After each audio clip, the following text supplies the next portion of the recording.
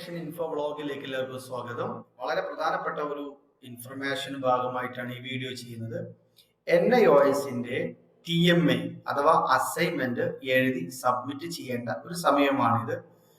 വളരെ ഇമ്പോർട്ടൻ്റ് ആയ ഒരു കാര്യമാണ്.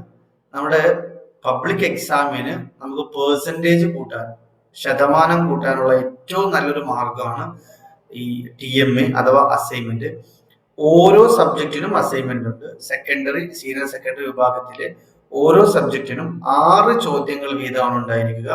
ഓരോ നമ്പർ ചോദ്യങ്ങൾക്കും AB എന്ന രീതിയിൽ 2 ഓപ്ഷണൽ ചോദ്യങ്ങൾ ഉണ്ടാകും. അപ്പൊ നിങ്ങൾക്ക് അതിൽ ഏതാണോ ചെയ്യാൻ പറ്റുക അത് ചെയ്താൽ മതി. ഇപ്പോൾ ഉദാഹരണത്തിന് 1 എന്ന നമ്പറിൽ AB എന്ന 2 ചോദ്യങ്ങൾ ഉണ്ടാവും. അതിൽ Aയോ അല്ലെങ്കിൽ Bയോ നമുക്ക് ഇഷ്ടമുള്ളത് വെച്ചിട്ട് ചെയ്യാം. ഇത്തരത്തിൽ 6 ചോദ്യങ്ങൾക്ക് നമ്മൾ എന്ത് ചെയ്യണം? ആൻസർ എഴുതണം. 6ാമത്തെ ചോദ്യം വരുന്നത് പ്രൊജക്റ്റ് ആണ്. അത് കുറച്ച് ഡീറ്റെയിൽ ആയിട്ട് എഴുതാനുള്ള ഒരു ചോദ്യമായിരിക്കും. ശ്രദ്ധിക്കേണ്ട കാര്യം, A4 ഷീറ്റിലാണ് നമ്മൾ എഴുതേണ്ടത്. വളരെ ഭംഗിയായി മനോഹരമായിട്ട് എഴുതുന്നതോടുകൂടി നമുക്ക് മാർക്ക് കൂടുതൽ ലഭിക്കാൻ വേണ്ടിയിട്ട് സാധ്യതയുണ്ട്.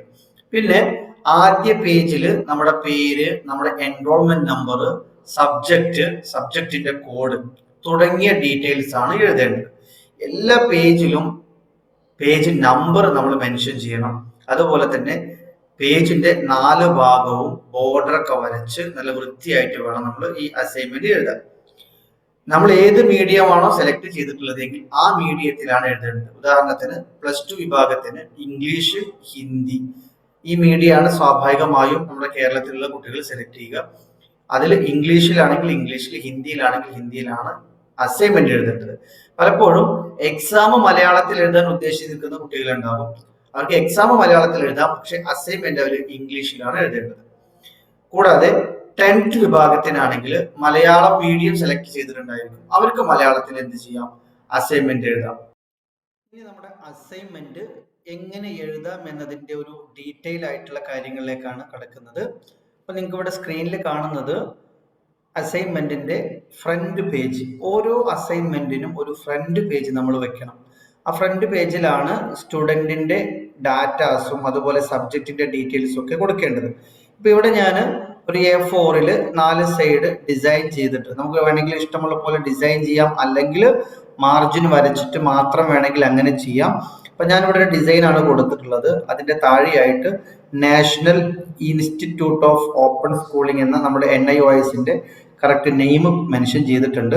താഴെ അസൈൻമെന്റ് എന്നതിന് നമ്മൾ NIOSൽ പറയുന്ന പേര് TMA അഥവാ ട്യൂട്ടർ മാർക്ക്ഡ് അസൈൻമെന്റ് എന്നാണ്. അതിവിടെ മെൻഷൻ ചെയ്തിട്ടുണ്ട്. അതിന് താഴെയായിട്ട് നമ്മുടെ പേര്, നമ്മുടെ ക്ലാസ്, നമ്മുടെ എൻറോൾമെന്റ് നമ്പർ. എൻറോൾമെന്റ് നമ്പർ എന്ന് പറയുന്നത് ഓരോ സ്റ്റുഡന്റിനും NIOS നൽകുന്ന ID കാർഡ് ഉണ്ട്. ഈ ID കാർഡിൽ എൻറോൾമെന്റ് നമ്പർ ഉണ്ടായിരിക്കും. ആ നമ്പറാണ് ഇവിടെ മെൻഷൻ ചെയ്യേണ്ടത്. പിന്നെ സബ്ജക്ട്, ഏത് സബ്ജക്റ്റിന്റെ അസൈൻമെന്റ് ആണോ നമ്മൾ എഴുതുന്നതെങ്കിൽ ആ സബ്ജക്ട്, ഇംഗ്ലീഷ് ആണെങ്കിൽ ഇംഗ്ലീഷ്, പൊളിറ്റിക്കൽ സയൻസ് ആണെങ്കിൽ പൊളിറ്റിക്കൽ സയൻസ്, ഹിസ്റ്ററി ആണെങ്കിൽ ഹിസ്റ്ററി, അത്തരത്തിൽ സബ്ജക്റ്റിന്റെ പേര് കൊടുക്കണം. അതുപോലെ തന്നെ ഓരോ സബ്ജക്റ്റിനും ഒരു സബ്ജക്റ്റ് കോഡ് ഉണ്ടായിരിക്കും. ആ സബ്ജക്റ്റ് കോഡാണ് ഇവിടെ നമ്മൾ മെൻഷൻ ചെയ്യേണ്ടത്. അതിനുശേഷം നമ്മൾ ID കാർഡിൽ തന്നെ സ്റ്റഡി സെന്ററിന്റെ പേര് കൊടുത്തിട്ടുണ്ടായിരിക്കും. ഒന്നുകിൽ സ്റ്റഡി സെന്ററിന്റെ പേര് എഴുതി കൊടുക്കുക, അല്ലെങ്കിൽ സ്റ്റഡി സെന്ററിന്റെ സെന്റർ കോഡ് അതിവിടെ മെൻഷൻ ചെയ്യുക. ഇനി വലിയ ടൈപ്പ് ലോങ്ങിലായിട്ടുള്ള പേരാണെങ്കിൽ അങ്ങനെ വലുതാക്കി എഴുതണമെങ്കിൽ അങ്ങനെയും എഴുതാം. ഇതാണ് ഒരു അസൈൻമെന്റിന്റെ ഫസ്റ്റ് പേജ് അഥവാ ഫ്രണ്ട് പേജിൽ നമ്മൾ എഴുതേണ്ടതായിട്ടുള്ള പ്രധാനപ്പെട്ട പോയിന്റ്സുകൾ. ഇതിന് ശേഷം ഇത് നമ്മുടെ 1ാമത്തെ പേജാണ്. ഇനി 2ാമത്തെ പേജിലാണ് നമ്മൾ ആൻസർ ചെയ്ത് തുടങ്ങുന്നത്. അതിന്റെ ഒരു ഡീറ്റെയിൽ കൂടി കാണിക്കാം. ഇപ്പൊ ഇതൊരു ക്വസ്റ്റ്യൻ പേപ്പറാണ്. NIOSലെ +2 ഇംഗ്ലീഷ് അസൈൻമെന്റിന്റെ ക്വസ്റ്റ്യൻ പേപ്പറാണ്. നമുക്കിതിൽ മാക്സിമം മാർക്സ് വരുന്നത് 20 ആണ്. 20 മാർക്കിലാണ് ക്വസ്റ്റ്യൻ പേപ്പർ വരുന്നത്. 6 ചോദ്യങ്ങളാണ് ടോട്ടൽ ഉണ്ടാവുക. ടോട്ടൽ 6 ചോദ്യം. അതിലെ ഓരോ ചോദ്യത്തിനും ഇപ്പൊ നമ്പർ 1 എന്ന് കൊടുത്തു കഴിഞ്ഞാൽ അതിന്റെ താഴെ A-B 2 ഓപ്ഷൻ ഉണ്ടാവും. ഏതെങ്കിലും ഒരു ചോദ്യം എഴുതിയിട്ട് അതിന്റെ ആൻസർ ആണ് നമ്മൾ എന്ത് ചെയ്യേണ്ടത്? മെൻഷൻ ചെയ്യേണ്ടത്. അപ്പോ നമ്മൾ നമ്പർ 1 എന്ന് എഴുതിയിട്ട് answer any one of the following questions എന്നൊന്നും എഴുതേണ്ട ആവശ്യമില്ല. നമ്പർ 1 എന്ന് എഴുതിയ ശേഷം എന്ന ആ ഓപ്ഷണലിന്റെ ആ ഒരു സിമ്പൽ കൊടുക്കുക. എന്നിട്ട് ആ ചോദ്യം താഴെ എഴുതി കൊടുക്കുക. അതിനുശേഷമാണ് അതിന്റെ ആൻസർ ചെയ്യേണ്ടത്. ഇനി നമുക്ക് എ അല്ല, നമ്മൾ ബി ആണ് ആൻസർ ചെയ്യാൻ ഉദ്ദേശിക്കുന്നതെങ്കിൽ നമ്പർ 1 എന്നിട്ട് ബി എന്നിട്ട ശേഷം അതിന്റെ ആൻസർ നമ്മൾ എഴുതി കൊടുക്കുക. ഇത്തരത്തില് 6 ചോദ്യങ്ങളുണ്ട്. 6 ചോദ്യവും നമുക്ക് ഇഷ്ടമുള്ള ഓപ്ഷൻ തിരഞ്ഞെടുത്ത് ആ ചോദ്യവും അതിന്റെ ആൻസറും എഴുതാം. ഇപ്പോ എല്ലാ ചോദ്യങ്ങൾക്കും എ എന്നോ എല്ലാ ചോദ്യങ്ങൾക്കും ബി എന്നോ അങ്ങനെ ഏതെങ്കിലും ഓപ്ഷൻ എടുക്കണമെന്നോ എടുത്താൽ കുഴപ്പമോ ഇല്ല. ഇഷ്ടമുള്ള രീതിയിൽ എഴുതാൻ പറ്റും. ഇനി ഇത് ശ്രദ്ധിക്കേണ്ട ഒരു കാര്യം, 6ാമത്തെ ചോദ്യം ഒരു പ്രൊജക്റ്റ് ആണ്. അവിടെയും 2 ഓപ്ഷൻ ഉണ്ട്. അങ്ങനെ പ്രൊജക്റ്റ് നമ്മൾ എഴുതുന്ന സമയത്ത് ഒരു പുതിയ പേജ് എടുത്തിട്ട് ആ പേജിന്റെ മുകളിൽ പ്രൊജക്റ്റ് എന്ന് മെൻഷൻ ചെയ്യുക. ഒരു ഹെഡിങ് കൊടുത്ത് അതിന്റെ താഴെ നമ്മൾ ചോദ്യം എയോ അല്ലെങ്കിൽ ബിയോ ഏതാണെങ്കിൽ നമ്മൾ എഴുതാൻ ഉദ്ദേശിക്കുന്നതെങ്കിൽ ആ ചോദ്യം എഴുതി വെച്ച ശേഷം അതിന്റെ താഴെയാണ് പ്രൊജക്റ്റ് എന്ന് കാണിക്കേണ്ടത്. അപ്പോൾ 5 ചോദ്യങ്ങൾ ചെയ്ത് 6ാമത്തെ ചോദ്യം ചെയ്യുന്ന സമയത്ത് അത് പ്രൊജക്റ്റ് ആണ് എന്ന് ഓർക്കുക. ആ എഴുതിയതിന്റെ കണ്ടിന്യൂഷൻ തന്നെ എഴുതാം, പക്ഷെ അതൊരു പുതിയ ഷീറ്റിലാക്കിയിട്ട് എഴുതണം എന്ന് മാത്രം. ഇങ്ങനെയാണ് നമ്മൾ അസൈൻമെന്റ് തയ്യാറാക്കേണ്ടത്. എല്ലാ പേജിലും നമ്മൾ പേജ് നമ്പർ ഇട്ട് വെക്കണം.